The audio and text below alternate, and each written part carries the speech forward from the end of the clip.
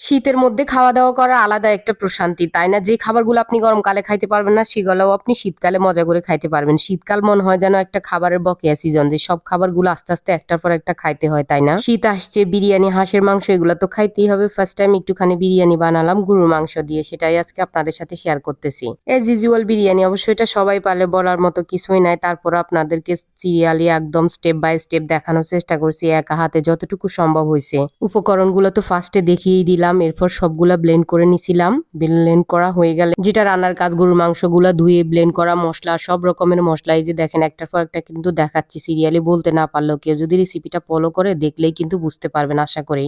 এগুলা সবগুলা দিয়ে সুন্দর করে মেখে বেশ কিছুক্ষণ রাখতে পারলে ভালো। তবে আমি যেহেতু দিনের আলোতে রান্না করি, আমার রিং লাইট নাই, তাই দিনের আলোতে রান্নাটা শেষ করার চেষ্টা করছিলাম। এজন্য বেশি কিছুক্ষণ মাখিয়ে রাখতে পারি নাই, না হলে বেশ কিছুক্ষণ মাখিয়ে রাখলে অনেক মজা হয়। বিফটা মেখে এক পাশে রেখেই ফ্যানের মধ্যে গরম মশলা আর সরিষার তেল দিয়ে গরম করে মেরিনেট করে রাখা মাংসটা দিয়ে দিলাম। দিয়ে বাটি দেওয়া একটুখানি পানিও দিয়ে দিলাম। দিয়ে এবার আরো ভালোভাবে নাড়িয়ে চাড়িয়ে বেশ কিছুক্ষণ রান্না করে নিব। অবশ্যই এটা আমার টোটালি রান্না করতে প্রায় বিফটা 1 থেকে 1.5 ঘন্টার মতো সময় লাগছে। বিফ যেহেতু একটু শক্ত, অনেকটা সময় নিয়ে সুন্দর করে কষিয়ে কষিয়ে মজাতে হয়। বিফের একটা ট্রিক্স, আমার আব্বা বলে যে বিফ নাকি সেদ্ধ না হইলে খাইতে মজা নাই, যত সফট তত মজা। আসলে জানি না কতটুকু সত্য, যাই হোক। বিফটা কষাতে দিয়ে পাশের হাঁড়িতে পানি দিয়ে পর্যাপ্ত পরিমাণ একটুখানি তেল, একটু জিরা, জাস্ট ফ্লেভারের জন্য। এরপর একটু চিনি গুঁড়া, চাল পরিমাপ মতো। আমি এখানে 1/2 কেজি চাল নিয়েছি, 1 কেজি বা তার চেয়ে কিছুটা বেশি হবে গরুর মাংস। মাংসটা কষাতে কষাতে এখানে রাইসটাও রেডি করে নিচ্ছিলাম। কিছু রাইসের মধ্যে দেওয়া হয়ে গেলে 80% বা 85% হলে নামিয়ে এক পাশে রেখে দেবো পানি ঝরিয়ে।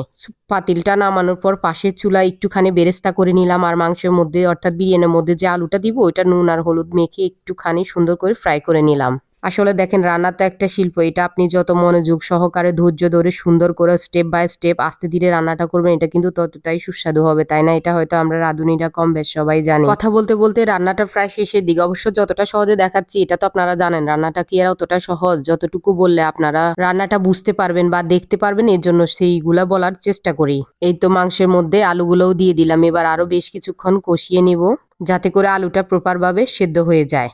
আলুটা একটুখানি নরম হলে চালগুলো অ্যাড করে দিব। আর যেটা দেখতেছেন, এই যে রান্নার মাঝে তো পাতিল চুলা এগুলা পরিষ্কার করবো, এই হাত পুড়ুক আর যাই হোক, এই তো এখানে আবার ভিডিওর মধ্যে আপনাদেরকে দেখিয়ে ফেলাম। একটুখানি বিরিয়ানির মশলা উপর থেকে দিয়ে দিলাম। এরপরে এবার চালগুলো অ্যাড করে দিলাম। চালগুলো দিয়ে, অর্থাৎ এটা তো এখন ভাতই হয়ে গেছে, এটা সব সুন্দর করে মিক্সড করে নিলাম। একটুখানি ভিনেগার দিলাম, তারপর আবার বিরিয়ানির মশলা, একটু বেরেস্তা, সব কিছু আবারও দিয়ে সুন্দর করে বেশ কিছুক্ষণ দমে রেখে দিব। 15 থেকে 20 মিনিট রাখলে হয়। আসলে দেখেন, রান্নাটা স্বাদের উপর নির্ভর করে, যে যেরকম ভাবে খাইতে পছন্দ করে সে সেভাবেই বানায়, তাই না? লাস্টে আরো একটুখানি চামচ ভরে ঘি দিয়ে দিলাম। আলহামদুলিল্লাহ, রান্নাটা কমপ্লিট। এত মজা হয়েছিল, আল্লাহর দরবারে শুকর।